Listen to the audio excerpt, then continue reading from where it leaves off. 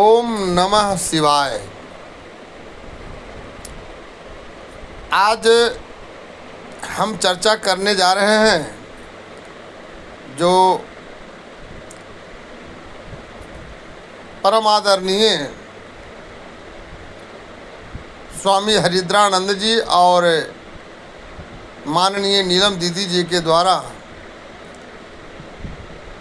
सर्वत्र प्रचलित बनाया गया, जिसका नाम है शिव चर्चा। पर इस विषय में कुछ स्पष्ट करने का विचार शास्त्र के अध्ययन के आधार पर आया है, जो शिव पुराण के ऊपर आधारित है। दरअसल अध्ययन के मुताबिक और शास्त्र के विचार के अनुसार ओम नमः शिवाय में ओम लगाने से रोका गया है। ओम लगाकर शिव का चर्चा न करें, जो उचित प्रतीत नहीं होता है, बल्कि प्रतीत ही नहीं, शास्त्र के विरुद्ध है। क्योंकि ओम की उत्पत्ति कैसे हुई, ओम है क्या, यहाँ तक कि ओम नहीं लगाने के सुझाव, सलाह, परामर्श दिए जाने के कारण अनेकों श्रद्धालु, अनेकों विशिष्ट भक्तों में एक अजीब सी विपरीत भावनाएं आ गई, जिसके कारण प्रायः अधिकतर घर में शंकर भगवान की मूर्ति सिर विहीन बनाकर बेचने और खरीदने और इसके अनुसार घर में रखने की परंपरा बन गई। बहुत ही विचित्र लगता है कि स्वप्न ही नहीं, किसी भी प्रकार के काल्पनिक विडंबनाजनक भी स्थिति में कभी शिव का सिर कटा हुआ तस्वीर किसी ने न देखा, न सुना, न जाना और न ही किसी ने उतारने की हिम्मत की। पर ये जब से शिव चर्चा की परंपरा बनी और उसमें खासकर ओम लगाना मना हुआ, जिसका अर्थ लोग अनर्थ में बदल दिए। ओम का अर्थ समझे कि ओम शिव का मुंड है, सिर है, इसलिए केवल शिव के मुंड को ही जपें और शिव के मुंड को हटा देने से, नमः शिवाय मात्र जप लेने से शिव जैसे गुरु का ध्यान हो गया। जरा सोचिए कितनी विचित्र बात है कि पहले तो ओम की उत्पत्ति शिव के 5 मुख से ही हुई है। अग्रभाग से अ, वाम भाग से उ, दक्षिण भाग से म और पृष्ठ भाग से चंद्राकृति तथा 5वां मुख जो शिव का जहाँ जटा है वह शिव का 5वां मुख है। वहाँ से नाद अर्थात आवाज़ निकाला गया, जिसके कारण ओम सृष्टि में गुंजायमान हो गया। स्वाभाविक है कि शिव का नाम, शिव का महत्व ओम में ही सब कुछ है, यानी ओम ही शिव का सिर है, ओम ही शिव की अस्तित्व होने की कोशिश की गई, प्रमाण किया गया, शास्त्र में वर्णन भी किया गया। और यह बिल्कुल सत्य भी है कि शिव का अस्तित्व अर्थात ओम, ओम अर्थात शिव का सिर। अब जरा सोचा जाए कि अगर शिव के सिर को ही अगर हटा दिया जाए तो किसी भी व्यक्ति के अगर सिर को काट कर किनारे कर दिया जाए तो क्या उसे धड़ का उस व्यक्ति के नाम लेकर कभी कोई पुकारता है? कदापि नहीं। यहाँ तक कि उसकी कोई शिनाख्त भी नहीं होती है। और शिव जैसे एक तरफ हम कह रहे हैं कि शिव ही गुरु हैं और दूसरे तरफ शिव ही गुरु हैं जिनके मूड़ी को काटकर अलग कर देने की परंपरा बना दी गई, जो कभी आज तक सृष्टि से लेकर आज तक कभी न हुआ और न कभी होगा, और न ही किसी में ऐसी हिम्मत है, साहस है कि शिव के शरीर से शिव के मुंड को अलग कर दिया जाए।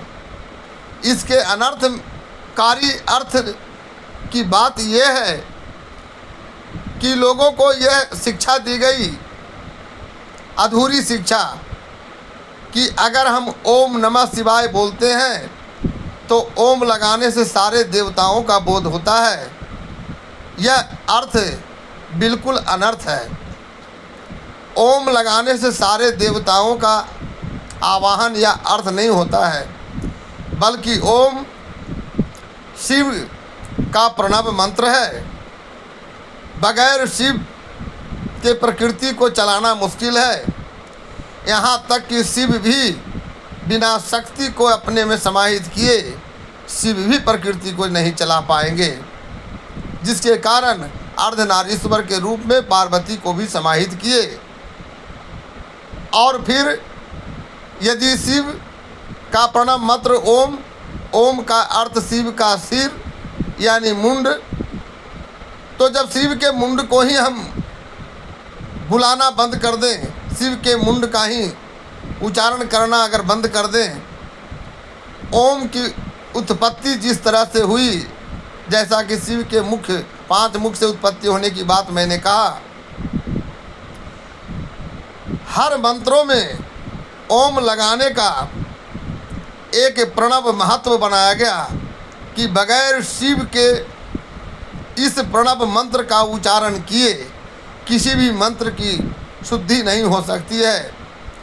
जैसे प्रारंभ में ओम और अंत में हवन जब होता है तो स्वाहा का प्रयोग, इन सभी शब्दों के प्रयोग करने का खास महत्व रहा है। इसलिए लोग जैसा कभी सृष्टि से आज तक नहीं हुआ वैसा करने की हिम्मत किए हैं। वह है कि शिव की मूर्ति को मुंड विहीन बनाकर बेचना, खरीदना और यहाँ तक कि घर में रखकर उनकी पूजा करना।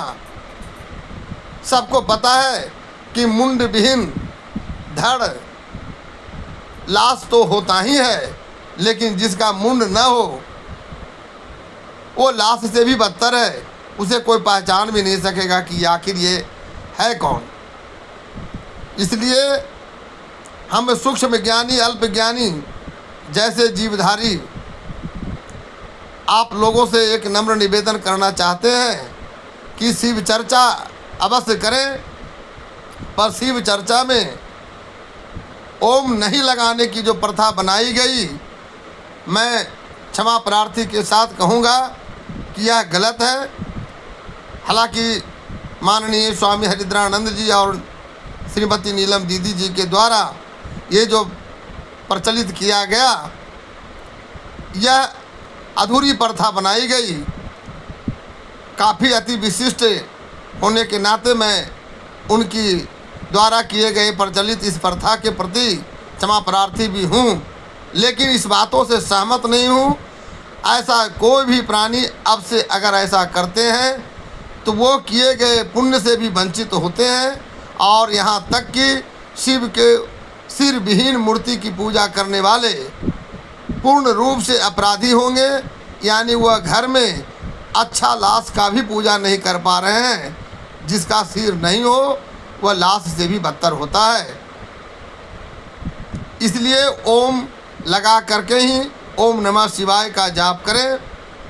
ओम के बगैर किसी भी देवताओं का आवाहन नहीं किया जाता है। शिव को अभी भी लोग जो कहते हैं कि शिव आज भी गुरु हैं, यहाँ भी एक लाइन मैं जोड़ना चाहूँगा कि यह प्राथमिक शिक्षा से लेकर के उच्चतर शिक्षा तक में बताई गई है कि गुरु का अर्थ ही होता है अंधकार से प्रकाश में ले जाना। शिव अंधकार को नहीं मिटाते हैं। शिव सृष्टि और जीवों का उज्जवल करने का एक पावरफुल देवता है, माध्यम है, सर्वशक्तिमान है, पर वो सर्वोपरि गुरु नहीं है। सर्वोपरि गुरु वो होते हैं जिन्हें कोई उजागर ना करे, जिन्हें कोई प्रकाशित ना करे। जैसा कि गुरु का अर्थ है कि जो अंधकार से प्रकाश में ले जाए, तो अंधकार को मिटाने वाले सूर्य हैं, ये पता होनी चाहिए। शिव पुराण में भी वर्णन है कि शिव का अवतार रुद्रावतार हनुमान है और हनुमान जी अष्ट सिद्धि नवनिधि के दाता, जैसा हनुमान चालीसा में लिखा गया है कि यह हनुमान जी सूर्य से ही शिक्षा दीक्षा लिए। यदि शिव ही हनुमान है और हनुमान का गुरु सूर्य है, तो स्वतः सिद्ध है कि शिव का भी गुरु सूर्य ही है। इसलिए शिव सर्वोपरि गुरु नहीं है। शिव को हम लोग कहते भी हैं शिव चर्चा में कि ये देवों के देव हैं, महादेव हैं। इसका अर्थ सर्वोपरि गुरु होता भी नहीं है। देवों के देव मतलब जितने भी देवता हैं सभी के ही देवता हैं, जिनके कारण ये महादेव कहलाते हैं, यानी सबसे बड़ा देव। पर इसका अर्थ गुरु नहीं होता है। गुरु का तो अर्थ है जो अंधकार से प्रकाश में ले जाए, जो अंधकार को मिटाए। प्रत्येक दिन सूर्य ही सारे सृष्टि को अंधकार से प्रकाश में ले जाता है, इसलिए सर्वोपरि सूर्य है। और एक चीज़ सलाहजनक है कि इस कलयुग में धरती पर साकार दिखने वाले देवता सूर्य और ब्राह्मण हैं। जो भी व्यक्ति सूर्य और ब्राह्मण की सेवा पूजा करता है उनको परम भक्ति का फल मिलता है। पर प्रायः यह कलयुग का दुष्प्रभाव है कि लोग सूर्य को भी अपने स्वास्थ्य के अनुकूल ही पूजा करते हैं। यही सूर्य जब बैसाख महीने में दिखता है तो लोगों को क्रोध होता है, और यही सूर्य अगर माघ महीने में दिखे तो काफ़ी लोग प्रसन्न होते हैं। ब्राह्मण की भी यही गति है। ब्राह्मण बगैर कुछ लिए दिए अगर पूजा करा दें तो वो ब्राह्मण काफ़ी कुशल और विद्वान समझे जाते हैं। परंतु जब तक ब्राह्मण का धन हरण ना करें, जब तक ब्राह्मणों को कुछ दुष्प्रभावजनक बात लोग न कह लें, तब तक जजमान को संतुष्टि नहीं मिलती है। क्षमा चाहेंगे कि मैं भी एक ब्राह्मण हूँ, इसलिए ब्राह्मणों के प्रति यह सोचकर नहीं बोला कि ये मैं ब्राह्मण हूँ इसलिए इस उक्ति को इसमें लागू किया जाए, पर यही शास्त्रोक्ति है। तिलक देने के मुहूर्त में भी मुहूर्त चिंतामणि में ज्योतिष सार में आया है, धरणी देवो अथवा कन्या शोधर शुभ दीने गीत वाद्यादि भी वर वीरती वस्त्र यज्ञोपवीता दीना दुर्वा युदैर बहनी पूर्वातर संचरित। धरणी देव अर्थात धरणी का देवता, धरणी माने पृथ्वी, धरणी देव धरती का देवता साकार ब्राह्मण होते हैं। इसलिए सूर्य और ब्राह्मण की सेवा करें और यह पंचाक्षरी मंत्र में ओम नमः शिवाय लगाकर ही शिव का ध्यान करें, चर्चा करें। पर बगैर सूर्य की पूजा किए हुए शिव की भी चर्चा अधूरी है। और कभी भी घर में किसी भी भगवान का सिर कटा हुआ मूर्ति शिवाय माँ छिन्नमस्तिके के नहीं रखनी चाहिए, शिव का तो भूल करके भी नहीं। धन्यवाद। ओम नमः शिवाय।